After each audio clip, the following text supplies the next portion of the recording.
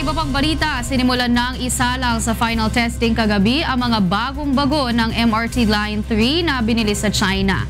May report si Bernard Danis. 48 brand new Dalian trains na binili sa China ang inaasahang sasailalim sa testing stage. Ngunit kagabi, 4 na bagon lamang ang sumailalim sa final testing stage upang magamit na ngayong buwan. Ayon kay MRT General Manager Deo Leo Manalo, signaling test ang isinagawa kagabi sa mga bagong bagon sa pangunguna ng mga engineers mula sa Bombardier na supplier ng signaling system ng MRT. Mahalaga ang signaling system sa pagtitiyak ng kaligtasan ng pasahero ng tren.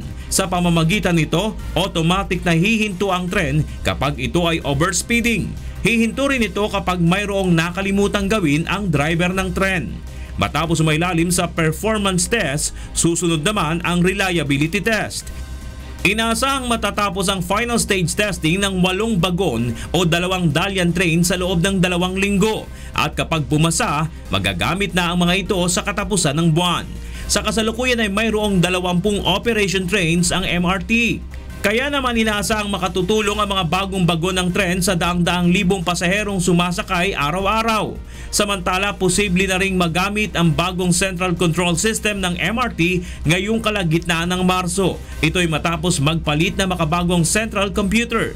Sa ngayon ay natapos na ang installation nito at hinihintay na lamang na makumpleto ang reliability test. Bernard Danis, UNTV News and Rescue, Philippines.